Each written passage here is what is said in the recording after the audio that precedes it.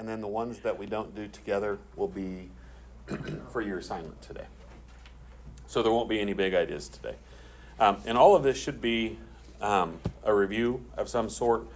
We're going to graph out of a couple of different lines, a couple of different equations. The two that we're going to see today most often will be slope-intercept form, y equals mx plus b, and then we'll see standard form. You probably are familiar with point-slope form from back in Algebra 1, but we won't see point-slope form today, and it's not one that we typically use to graph much anyway. We use it for other things, but not much for graphing. So we won't see point-slope today. This first page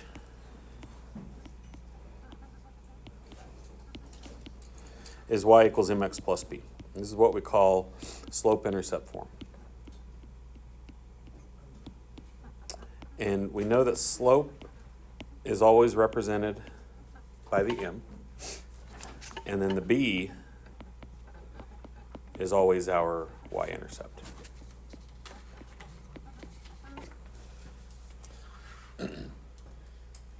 Okay, and I'm going to show you a couple of different ways. You guys probably had different Algebra 1 teachers, and you might have seen a couple of different ways to graph these, and it kind of depends on how the equation is written and things like that. But on this first one, I'm going to do actually number 2 together first. One way that you probably did at the very beginning of graphing is you would make a table, right? A table of values. And I can put in whatever I want for x. You pick a number for x, you plug it in. I would even include some negatives, so I could plug in numbers like that. We want to keep the numbers fairly small. We don't want to plug in like 20. We want it to be able to fit on this graph right here. I'm going to start with 0 first of all. And so what we're going to do here is we're going to take negative 6 times 0 plus 3. We're plugging it into this equation. And negative 6 times 0 is 0. 0 plus 3 would be 3. And then I'm going to go positives first. Really watch your signs if this is the method that you go with. Negative 6 times 1 would be negative 6. Negative 6 plus 3 would be negative 3.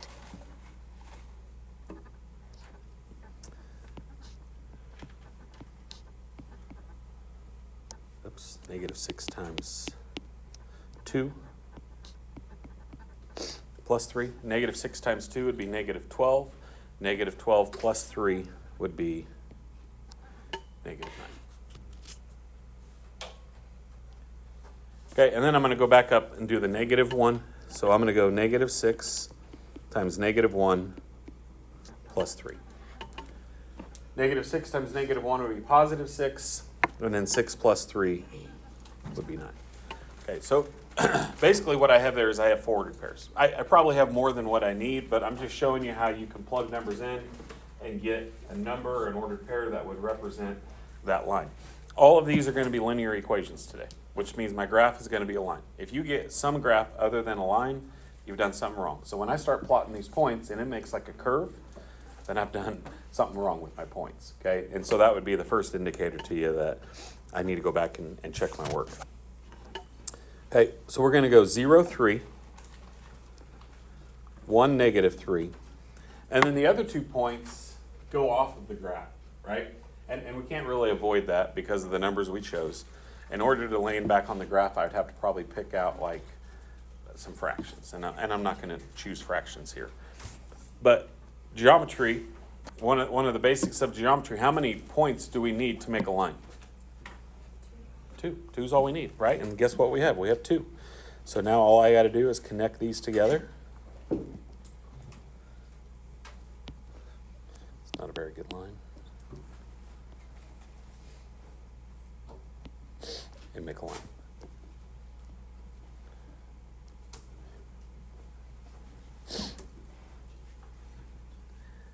And if I continued off the graph, negative 1, 9, and 2, negative 9, the other 2 points that we had, they would be on the line, but because it goes off of the coordinate plane, that's why I didn't include those. But those would be if my graph continued on parts. Okay, and so you need at least 2 points today. Every time you graph a line, we need at least 2. Can I do more than 2? Absolutely, but 2 is the bare minimum that we have to do. Okay, the other way I'm going to show you, and this is probably the way that I would probably prefer to do it, rather than making a table of values, especially because I have 7 halves right here. I got a fraction. I don't really want to plug in numbers, even though I could use my calculator and make it a little bit easier. I'm going to show you what I think is an easier way of graphing this.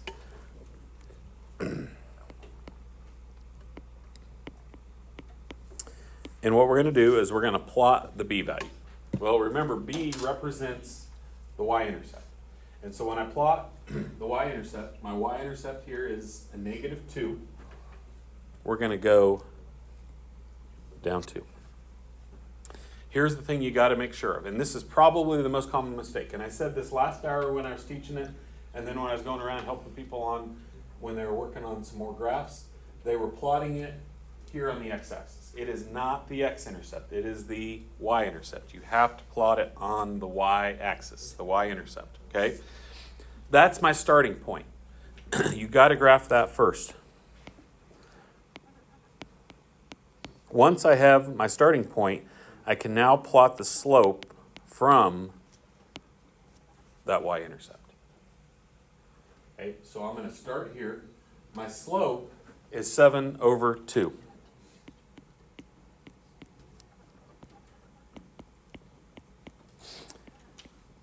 And remember, when we have slope, slope is represented by rise over run. And I spell my rise with a y because that tells me and that reminds me I got to move up and down first. It's different than an ordered pair. Ordered pairs, we always move left to right, and then we go up or down. But when I do rise over run, when I do slope, I'm going to rise 7. So I'm going to start at my point that I've already made, not a 0, 0, the point I've already made. I'm going to go up 7/2, and I'm going to make my new point.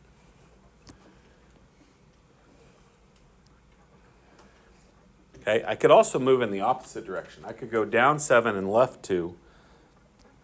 But once I have my 2 points, that's all I really need.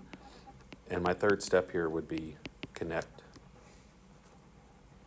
the points together. And there's our line.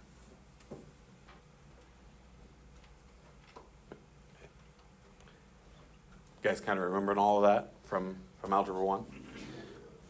Okay, and like I said, I don't care really which of these 2 methods you use. It kind of depends on what the equation is and that kind of thing. But it's going to be the same graph regardless. No matter what method I choose to do, I will get the same graph, the same points. Everything about it should be the same.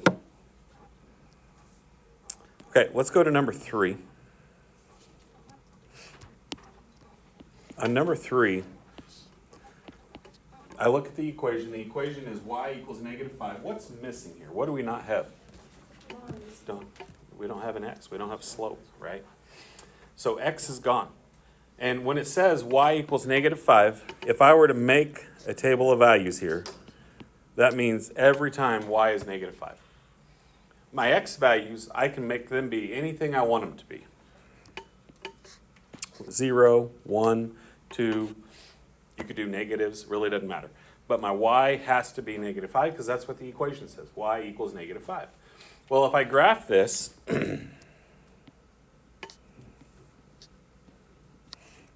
there's the 3 points that we just put into the table, right?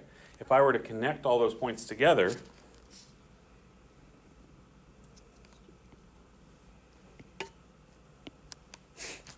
it's a horizontal line. And here's what I want you to recognize. Y equals -5 means it's going to cross the y-axis at -5. When does this graph cross the x-axis? It doesn't, right?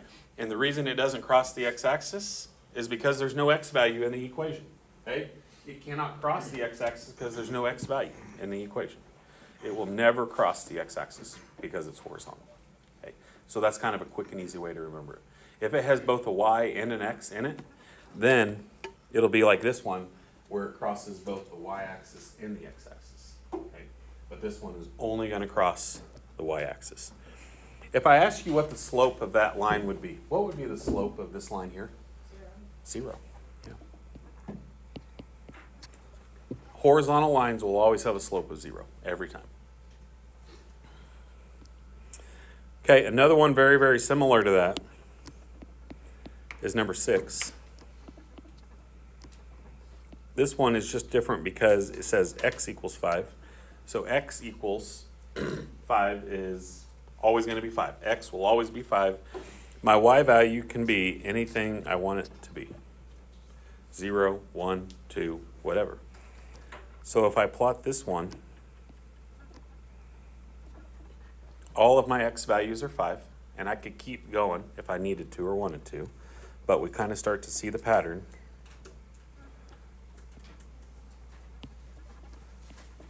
This time, it's a horizontal or a vertical line instead of a horizontal line. Because my equation is x equals, and there's no y value, it will not cross the y-axis. It only crosses the x-axis, and it crosses it at 5. That's kind of the way you can remember it. Now, here's something I want to point out why we're talking about it and why we're here. What would the slope of this line be?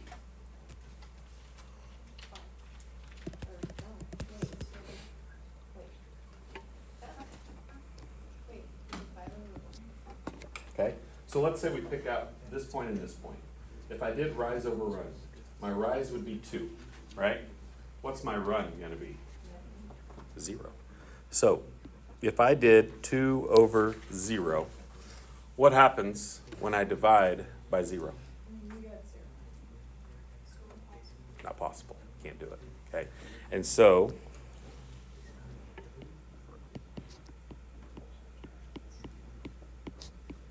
we say that our slope is undefined for a graph like that. I know it's not asking us for the slope, but I still want to point that out, and that's an important piece to remember, because we will talk about that at some point in time, where we talk about it. Isn't there a name for the other one that goes It's just 0 slope. 0? Yeah, 0 slope. Yep. Because I remember you definitely said something like the zeros on top or something. If 0's on top, then it'll always be horizontal. I don't know, maybe does he have a saying or something that he says to go with it? Sometimes I'm trying to remember, but he was saying something with the 0 being on top if it's a 0 slope, and then if it's on the bottom, then it's undefined. Right. And here's kind of, because those two are easily confused, but think about it like this, right? If I have 0 pizzas, then can I cut that in 5 pieces? If I would take 0 divided by 5, can I take no pizza and cut it up into 5 slices? Not possible. Or I can't cut it up. I would just get 0, right? 0 is 0. But if I already had a pizza sitting out on the counter and I wanted to cut that up into 0 pieces, and I said, here you go, Charlie, go cut this up into 0 pieces, what are you going to do? You're going to look at me like, how am I going to cut this into 0 pieces, right? Because you can't do it. You can't cut something into 0 pieces. You would just, if you said, well, I'll leave it like it is, that's just one big pizza, right? But you can't cut something up into 0 pieces. So you can never, ever divide by 0. It's okay to have 0 on top to start with 0, but we can't divide by 0. So those are two completely different things that sometimes are easily confused. All right. So that pretty much covers, I think, the slope-intercept form. A couple of different ways that you can do it. I don't necessarily care what method you choose on those. You just got to graph it and get the points. Page 3.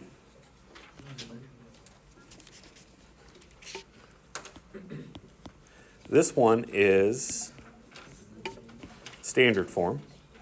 And standard form is of the form ax plus by equals c.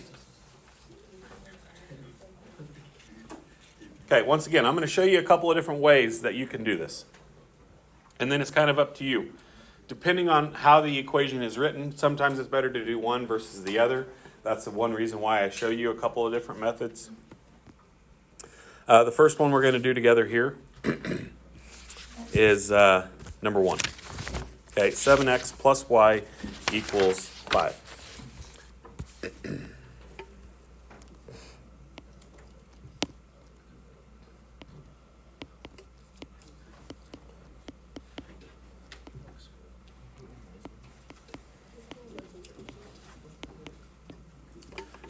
Okay, so what we're going to do here is we're going to get it into slope-intercept form. We're going to get it into the form that we were just doing. And then we're going to use the methods that we just talked about to solve it. This one's pretty easy to solve for y because there's no number in front of the y. If I have a number in front of the y, that's going to probably be a little bit different. But here, because there's no number in front of the y, if I want to get y by itself, what would be my first and only step? Minus the 7x. Now, a couple of things I'm going to point out here. Number one, you can't combine things together, right? 5 does not have an x, 7 does. You can't combine these two things together. You can't make that negative 2x, right? Not possible here. I always like to put the x in front so that it's in slope-intercept form, okay? It's not wrong to write it as 5 minus 7x, but I think there's a lot less confusion if you put the x in front. So I would encourage you to put the x in front. This is my y-intercept. This is my slope. Where do we start? What's the first thing we're going to graph? The y-intercept. So 5 is my y-intercept. It's my b-value. Make sure you go on the y-axis, okay? Not the x-axis, the y-axis. I can't stress that enough. And then my slope, and I went ahead and put a 1 under it so we don't forget to go down 7 and then over 1.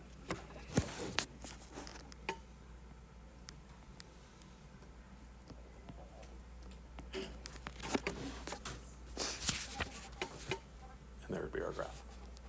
That's all we need. 2 points gives our line. Okay. So that would be one option, is we can simply just solve for y, put it in slope-intercept form, and we're good to go. Okay, I'm going to show you another method here. Number 6.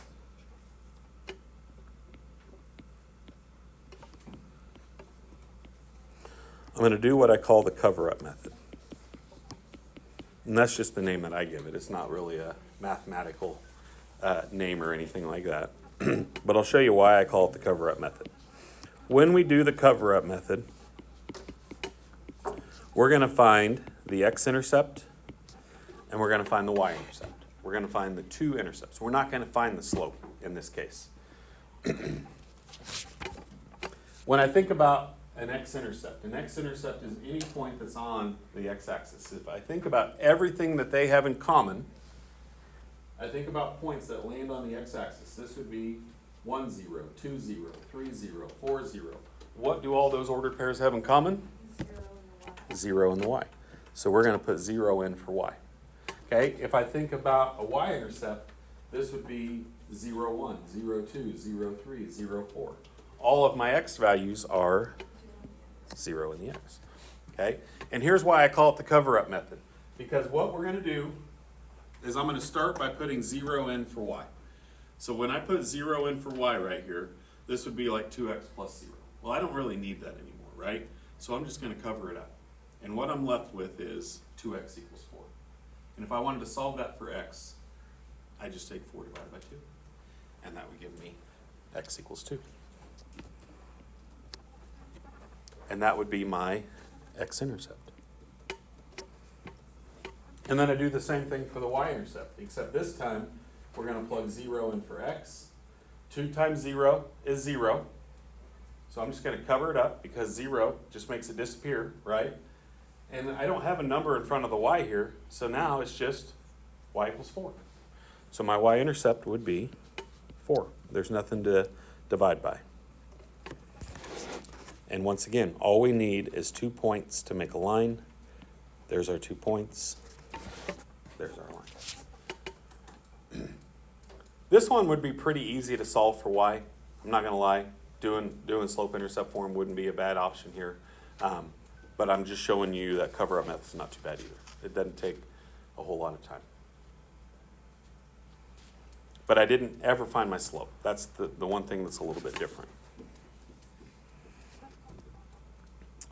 All right, the last one I'm going to do with you here, I'm going to do both. I'm going to do y equals mx plus b, and then I'm going to do the cover-up method. and I'm going to show you, just to compare the two, what happens here.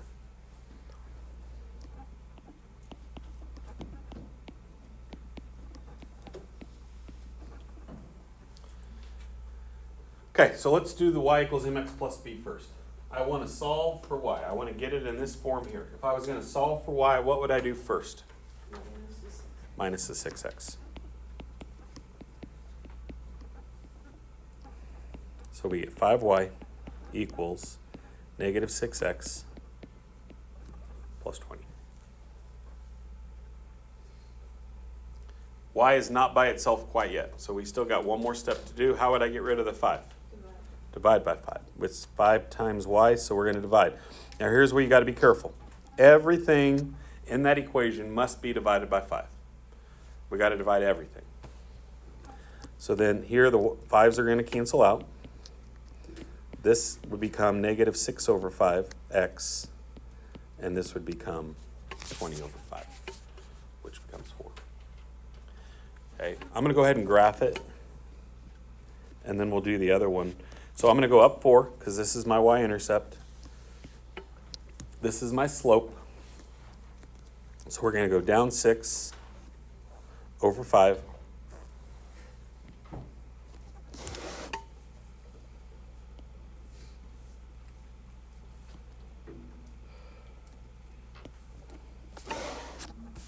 And there would be our line.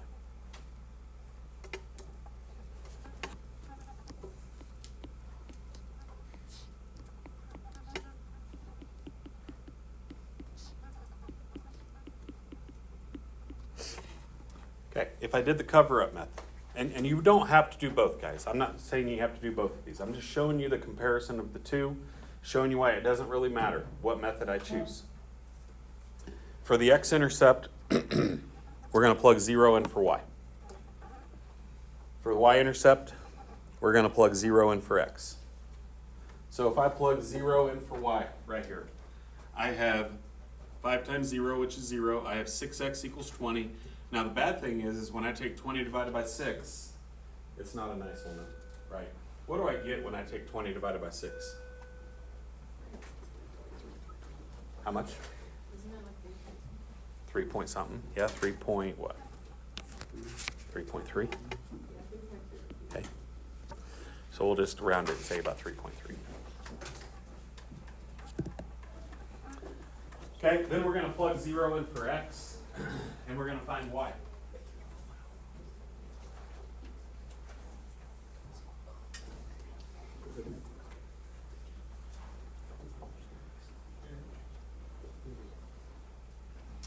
So if I plug 0 in for x, I have 5y equals 20. 20 divided by 5 is 4. Hey, now here's the thing I just want to show you here. 0, 4, same y-intercept that we had earlier. Okay? 3.3, this is not going to be exact, right? 3.3 is just a little bit to the right of 3. This graph, it's going to be pretty small, so it's just going to be more of an estimate than anything. So it's not crossing exactly at 3, it's crossing just a little bit to the right of 3 at 3.3. So it's not perfect, right? And that's why there's good and bad to both methods. That would be one thing with the cover-up method, is sometimes you may not always get a nice whole number when you divide them. But you can still kind of estimate and get a pretty good idea where that graph's going to be. But do we still get the same line? Absolutely. Okay, still the same graph, still the same line, still the same points. Everything about it's the same.